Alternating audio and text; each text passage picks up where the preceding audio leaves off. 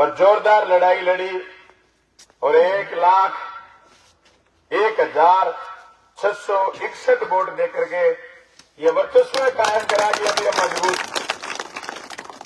उनके सारे अनुमान आपने फैल कर दिए।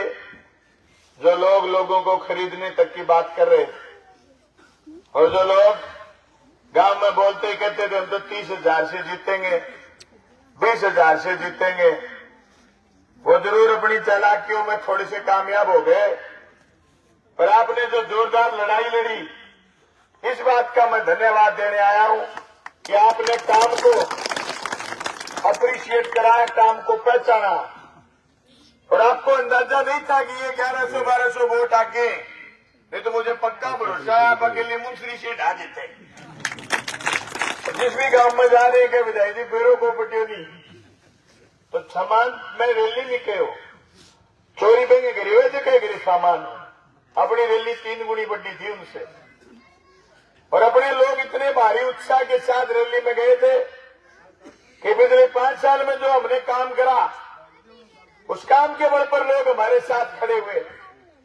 न मेरे पास धन दौलत थी, न मेरे पास ज्यादा संसाधन थे, पर मेरे पास 5 साल का काम था।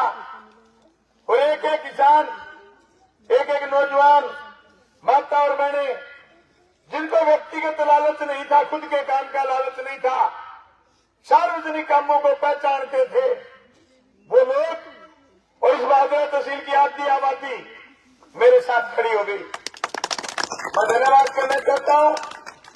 मेरे पास में जातिवाद का सहारा था नहीं, मेरे पास पैसे का बड़ा बोलबाला था नहीं, मेरे पास कोई बड़ा चेहरा था।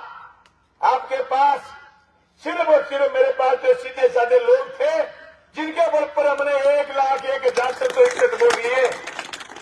कोई मोदी का नाम लेके जीत गया, कोई पैसे की बात करके जीत गया, कोई छल कपट करके जीत गया, कोई गरीब लोगों को धमका रहा था कि हम अगले 5 साल देख लेंगे। मैं उन लोगों से कहना चाहता हूं 2008 में मैंने पहला चुनाव लड़ा था। जब मुझे वोट आए थे 14,500, मैंने मेरे एक एक वोट की हिफाजत करी और मैं लगातार 5 साल तक संघर्ष करता रहा। मुझे वोट आए 38,500। फिर मैं 2013 से लेकर के 18 के बीच मजबूती से लड़ा। मुझे वोट आए 82,000 और हम विधानसभा का चुनाव जीते 23,000 वोटों से। दोस्तों, बादरा में रिवाज ऐसी एमएलए जो रह लिया उसके वोट घटेंगे। ये आपका बलवानपुर नहीं है जिसके वोट 19,000 बढ़े और हमने 5 साल काम करते हुए 1 लाख प्लस वोट लिए। मैं कहना चाहता हूं मेरे वोटरों की हिफाजत करना मेरी फितरत है और आपकी दी हुई लाख वोट की ताकत है जिसके बल पर मैं आपके आगे खड़ा रहूंगा। आज जो घर घर में प्रोग्राम तहसील भर में हो रहे हैं, परिवार परिवार में जो कार्यक्रम हो रहे हैं, ये इस बात का द्योतक है कि लोगों ने माना कि बलवानपुर को मजबूत रखना जरूरी। जिस तरीके की बायत बात, वो ये नहीं कहते कि बलवान ने 50 स्कूल कर्मोन्नत कराए हम 100 करवाएंगे। वो नहीं कहते कि बलवान ने 27 अंग्रेजी माध्यम के स्कूल खोले हम 54 करवाएंगे। वो ये नहीं कहते कि बलवान ने सड़क ये हुदपुरा वाली और गोगामड़ी जोड़ी है हम कोई सीधी कर्णपुरा वाली जोड़ेंगे। ये कहते देख लेंगे, आ जाओ देख लो। उनका गुरगा आया हुआ था हरियाणा से, वो कहता था कि 3 को देख लेंगे। आज तारीख हो गई 10, 7 दिन निकल गए। 1825 दिन में से 7 दिन माइनस कर दो।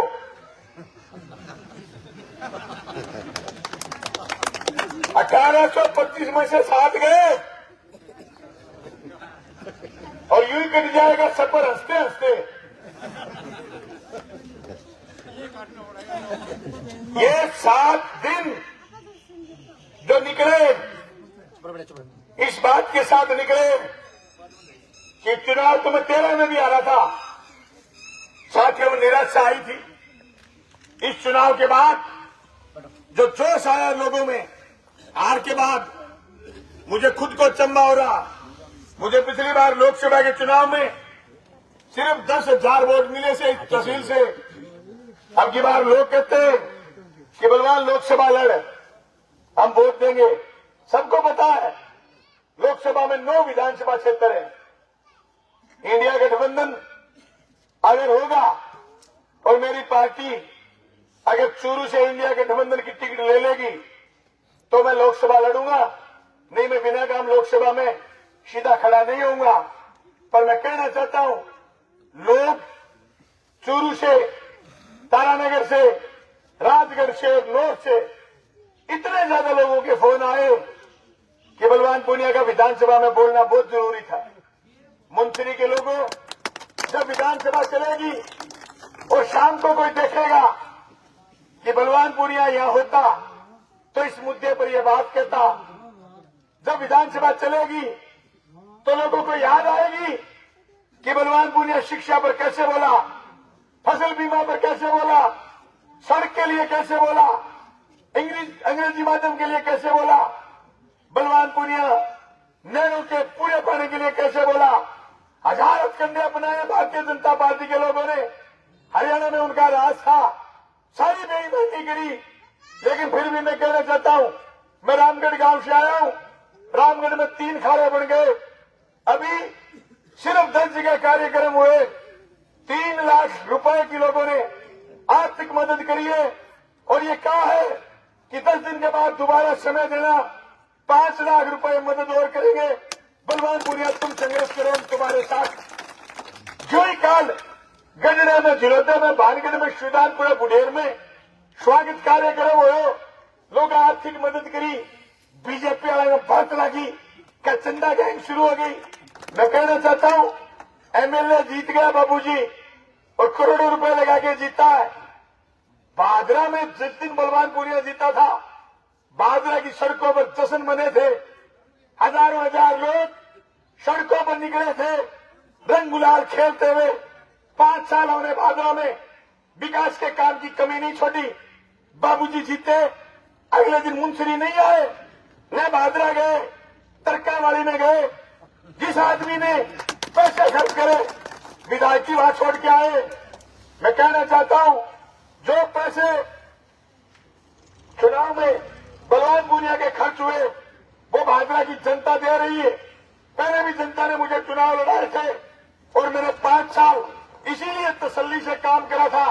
मुझे भरोसा था मुझे चुनाव जनता लड़ाएगी, लेकिन बाबूजी जिस तरीके के हथकंडे अपना करके चुनाव में विजय हो गए, मैं उनको कहना चाहता हूं, अगर आप विकास के लिए जीते तो बलवान से ज्यादा स्कूल का मरम्मत करवाना, बलवान से बड़ा बीमा 1450 करोड़ बीमा आया था मेरे 5 साल में।